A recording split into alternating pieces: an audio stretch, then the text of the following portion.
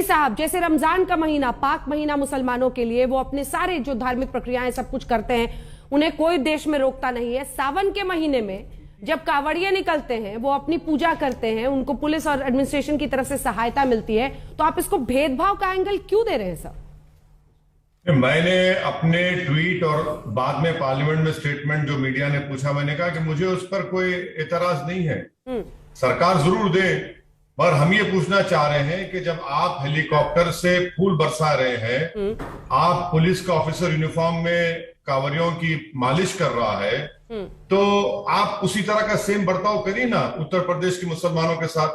आप तो बगैर ड्यू प्रोसेस को फॉलो करे आप मुसलमानों का घर तोड़ देते हैं, और वहीं पर आप बजाय हाथ से मालिश करने के आप सहारनपुर में लड़कों को पुलिस स्टेशन में वीडियो बनाकर लठों से उनकी मालिश करते हैं।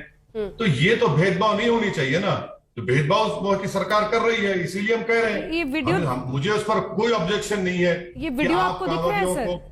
पूरी मदद जी जी सर, ये दरअसल मालिश नहीं है। पता नहीं कांवड़ियों की प्रक्रिया से आप कितने जानकारी रखते हैं। कई किलोमीटर ये पैदल चलते हैं, तो लोशन लगाया जा रहा है, उन्हें दवाएं लगाई जा रही हैं। महिलाएं हैं, उनको पैर में दवाई लगाई जा रही है।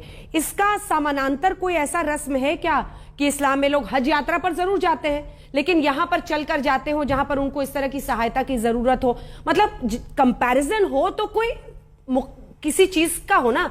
अब रमजान के महीने में लोग घरों में रहते हैं, मस्जिद में जाके नमाज पढ़ते हैं, तो उसमें कहां पर फूलों की बारिश और कहां पर उनके पैर में लोशन लगाया जाए? नहीं, मैं तो कह रहा हूं लगाइए ना, लोशन लगाइए।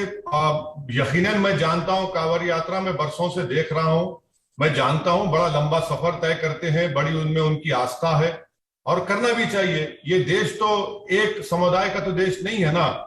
मैं ये पूछना चाह रहा हूं कि जब आप इस तरह की रहमदिली के मजाहरे कर रहे हैं, बहुत अच्छा है, तो आप उत्तर प्रदेश के मुसलमानों से क्यों नहीं करते रहमदिली के मजाहरे?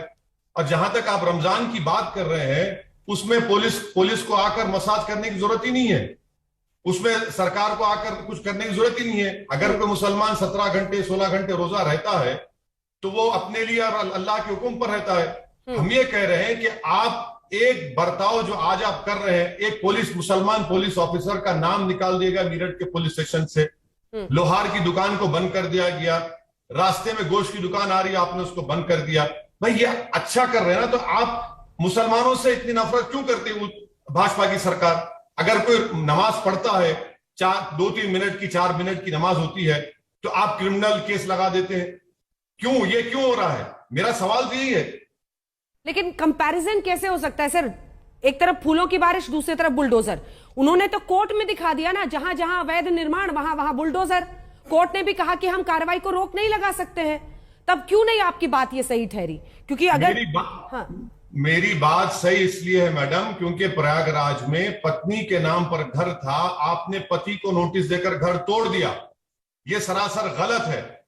दूसरी बात, आज से 4 दिन पहले अमरोहा में एक मदरसे को जो 1961 में ग्राम सभा में जमीन दी गई थी, उस मदरसे को इसलिए तोड़ दिया क्योंकि वहां नमाज पढ़ी जा रही है।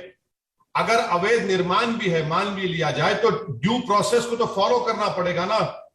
आप तो कोर्ट के पावर्स को नहीं छीन सकते, आपको नोटिस देना है। उत्तर प्रदेश के लॉ के लिहाज से, कानून के लिहाज 40 दिन का टाइम है, आप कौन होते तय करने वाले? यही तो मैं कह रहा हूं आपको।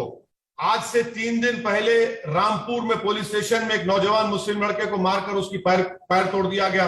वो लगड़ते हुए हालत में मीडिया को कह रहा है कि मुझे पुलिस में बुलाकर मार दिया गया। मेरा सवाल सिर्फ इतना ही है, आप सबसे इक्वल बर्ताव करिए, जो आप नहीं कर रहे हैं।